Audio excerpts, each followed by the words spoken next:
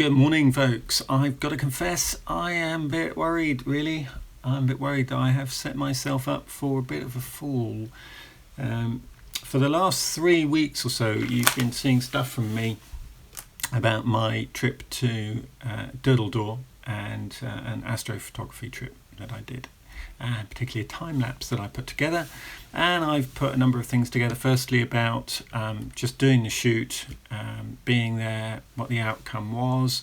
I've done a video about planning it with photo pills, and also did a bit of a camera comparison there of a D5500 and a D800 and the D7100. Now, the thing is that what I have come to realise since that shoot is that having said that, I'll also cover things like execution and the planning of the shoot, and how I actually did all the post-processing and that kind of stuff. I think I've come to realise that's just a massive task. It's a huge task, and I have really limited time available to do this stuff. I am not a full-time YouTuber. It will not surprise you to know. So I'm not backtracking in the sense of, I will cover this stuff, but I also want to get out and do some more photography.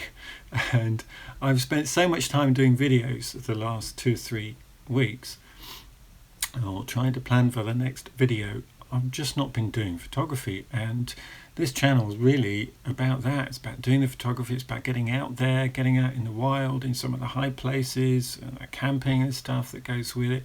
That's what I want to do, and I don't want to be glued to my desk and glued to this place, to the studio, the study, kind of just talking about how to do things. I want to be out there actually doing stuff.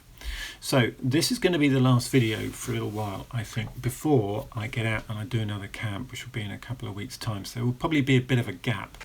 In the meantime, what I'm going to try and cover today is a bit about the equipment, choosing the equipment that I took with me. I'm going to cover some of the execution of it in terms of things like camera settings, that kind of stuff. And there's a surprising amount involved there. So that's going to be things like composition as well, exposure settings, white balance, file type, aperture, the 500 rule, all this kind of stuff. And so you're going to have to kind of pin your ears back, I think, for this one as I get on with it. I will do my best to try and make it a bit entertaining. But in the meantime, I think what we're going to do, I'm going to start with gathering the equipment.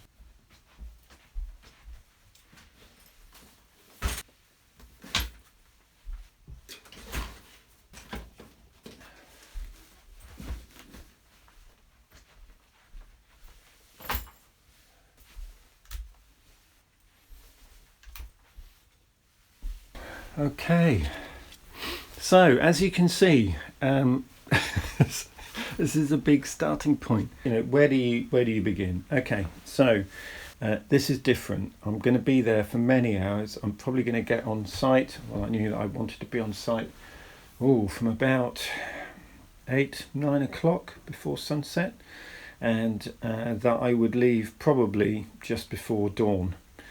So I'm going to be there a long time. So personal comfort is an issue as well. I decided that I would take this big unit here, the large rucksack. I kept in there a mat that I could lie on, and I also took, and this might sound a bit strange, but I also took my sleeping bag with me. All of my photographic gear I decided would be able to go in the rucksack in one way or another, either that or in the utility belt. So I'm going to start to take away some of the stuff I'm not taking with me. Let's do some of that. Big bag, that can go. My medium-sized bag. I'm not going to take all of my sound gear, so I'm left with a big rucksack, a little Giotto tripod bag from the gimbal, and this pack that goes around my waist. Wide field astronomy shoot, don't need the big unit there, so that can stay. It's really heavy, so that's going to save some weight. I'm not going to use that, that can stay at home. So I'm took my Pro 24 to 70 millimeter f2.8 lens, and no, it's not that lens, it's this lens, the 16 to 35 millimeter wide angle zoom lens, and a chair. Let's get the chair. And what am I not taking out of here? I'm not taking the tent, the spare change of clothes, inflatable sleep mat, everything else to do with the tent. I want to keep warm, and that means I'm taking a jacket, something to drink. For this particular shoot, I know exactly where I'm going. I don't need maps and that kind of stuff. I've been there before. I've done a previous shoot there. I've done the recce.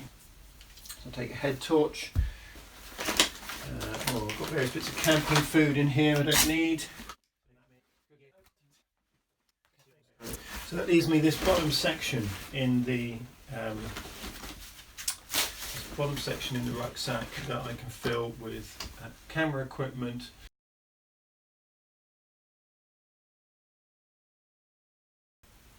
Just a couple of other quick items here. Also, that's my camera strap, gloves, classic, mustn't forget, tripod, and another tripod with a ball head. Okay, now this is a lot of kit. If I was hiking for miles and miles and miles, this probably is not sustainable, and I think this was a reasonable compromise. So there you go. This is pretty much what I took with me. It's hardly anything really.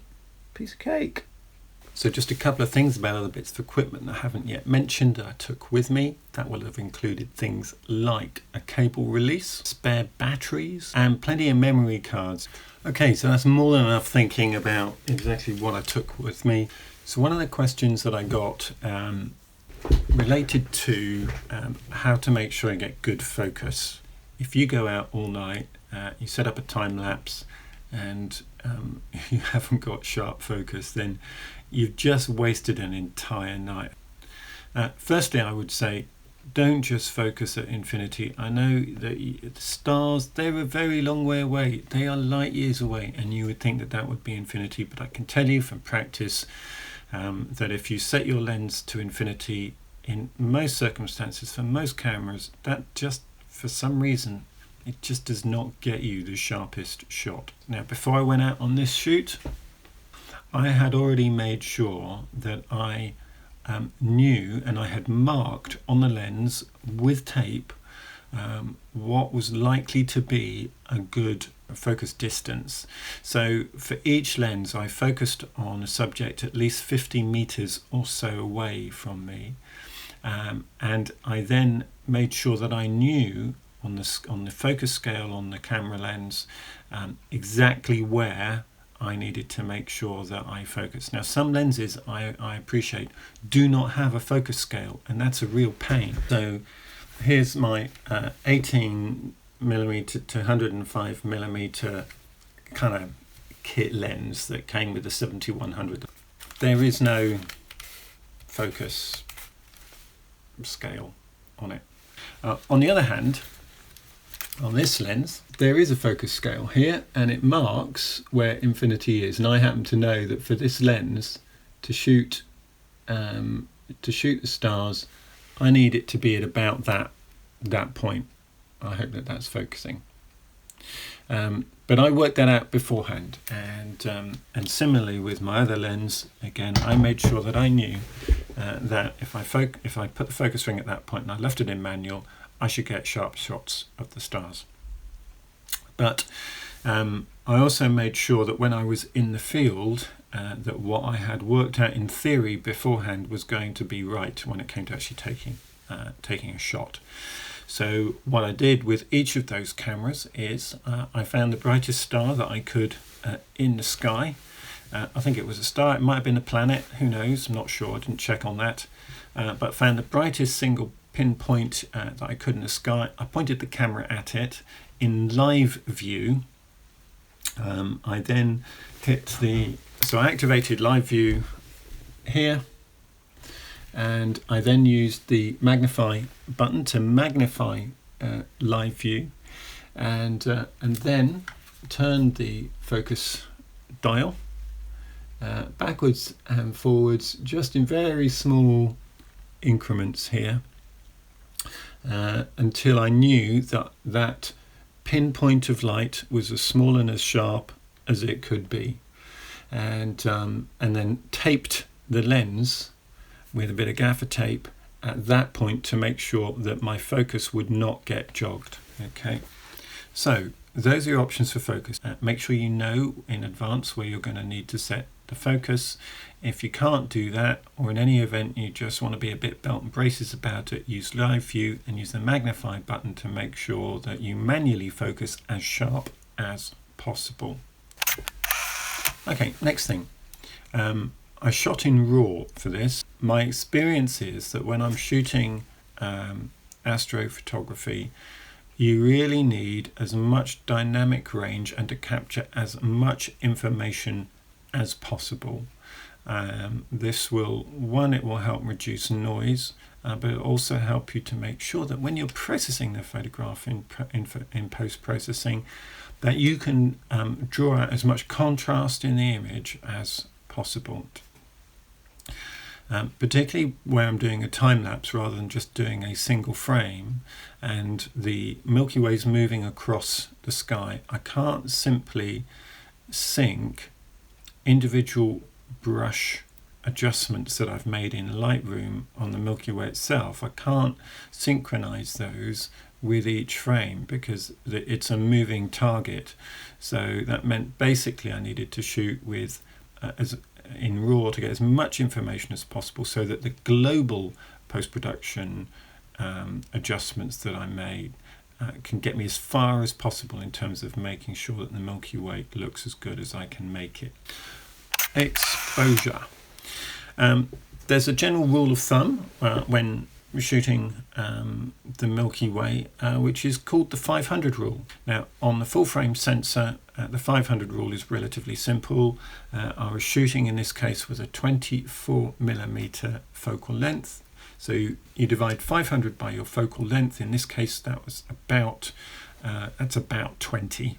So 20 seconds, roughly speaking, on an FX sensor is about as much as I can get away with in terms of length of exposure. Anything longer than that and those nice little pinprick points of light start to look much more like jelly beans, I'm afraid. They start to get a little bit of a trail.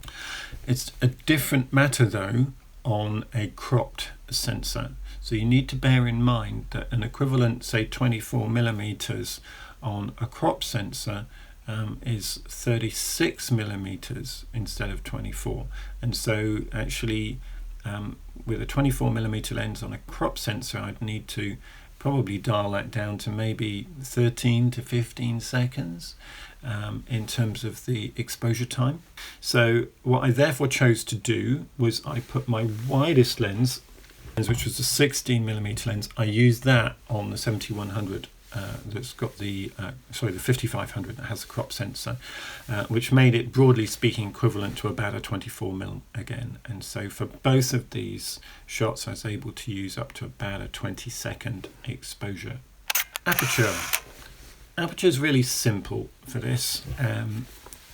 You go as wide as you can, as wide as your lens will allow you. So on my 24 to 70mm lens, that was f2.8. On my 16 to 35mm lens, that's f4.0. Obviously, you're not going to get as much depth of field, and if your foreground being tack sharp is really important to you, if you've got close foreground, then you're probably going to have to make some compromises here. And either that or you double up in terms of exposure, and you separately photograph your foreground and you focus stack in post-production. I don't have the means to do that when I'm trying to shoot 200 consecutive shots in a time lapse. There's no way that I can keep changing the focus point, and so for the time lapse I just decided that the simplest thing to do was to set up the focus right for the stars, for me, and for the Milky Way. That was what was really important in this shot, and that does mean actually that the foreground, the Doodle Door, was not as sharp as it might otherwise have been, but that's acceptable. It was acceptably sharp. Okay, so we've looked at things like exposure, we've looked at aperture, we've looked at the file type, which was RAW. ISO, well, that's to some degree that's going to depend on your camera.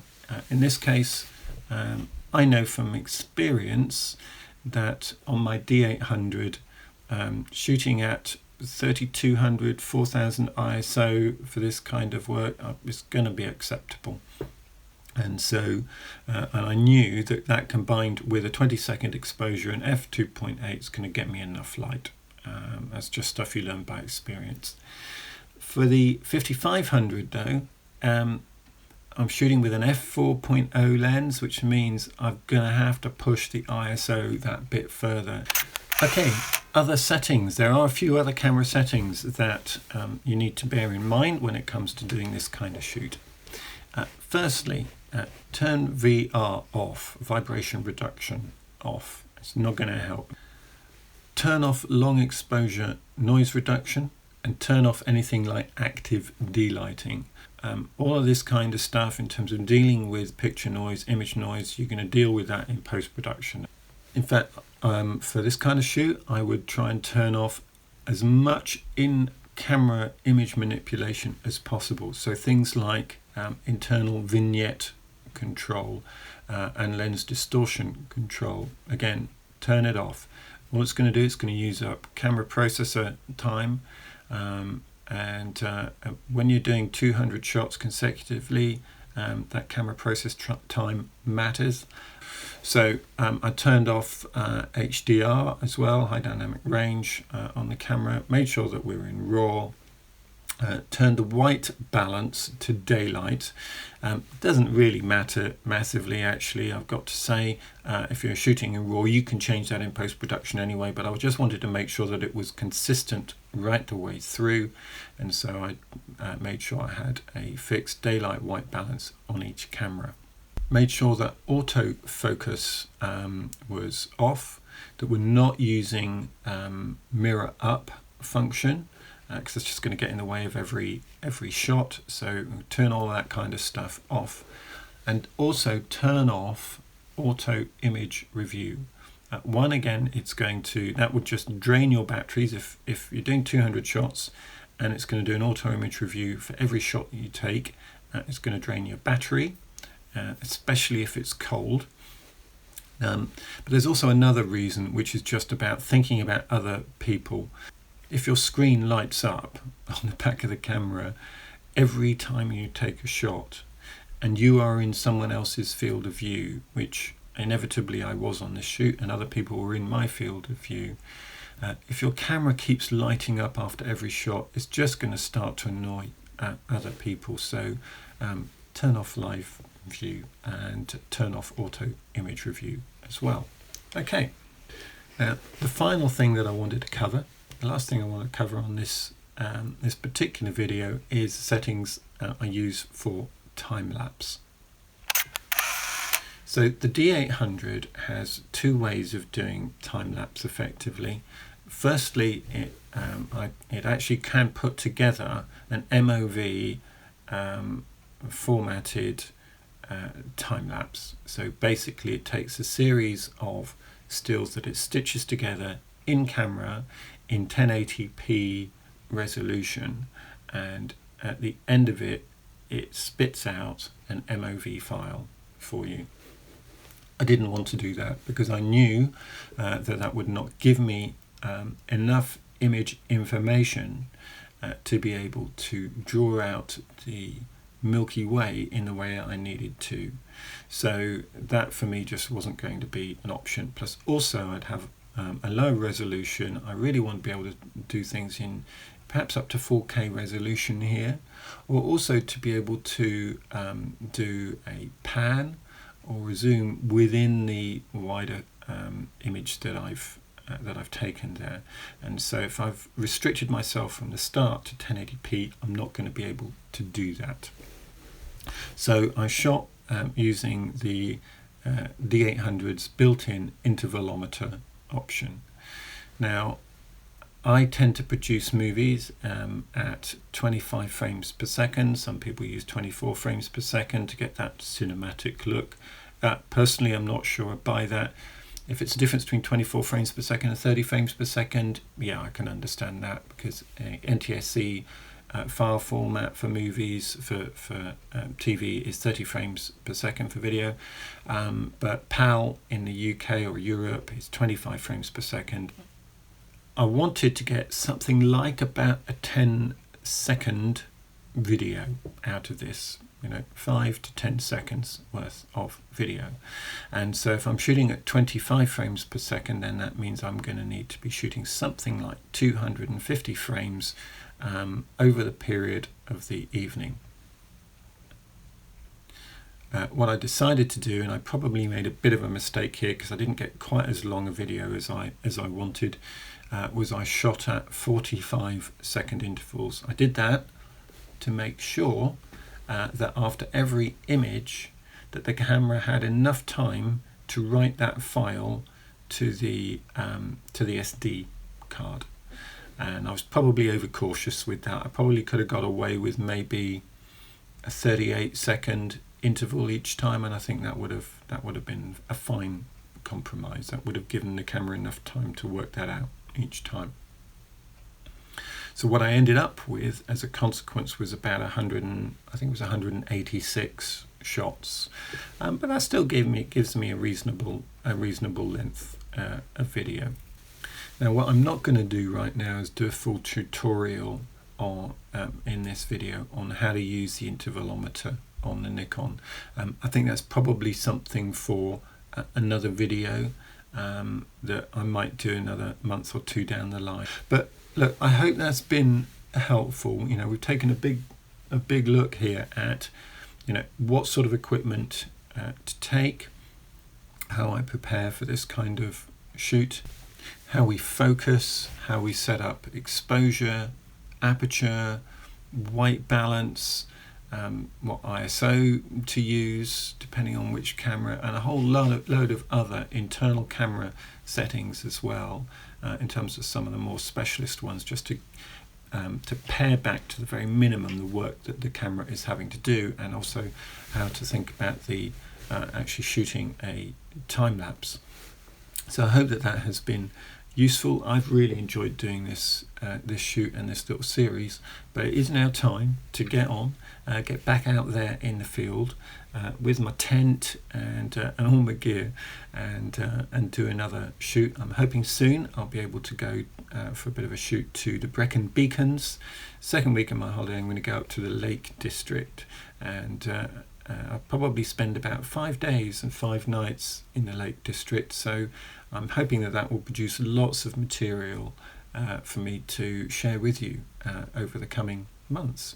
So in the meantime, thanks very much for watching. I hope you've really got something out of it and enjoyed it. And if so, do like and do subscribe, do comment. So I'll see you next time. In the meantime, thanks very much for watching this latest episode. Bye for now.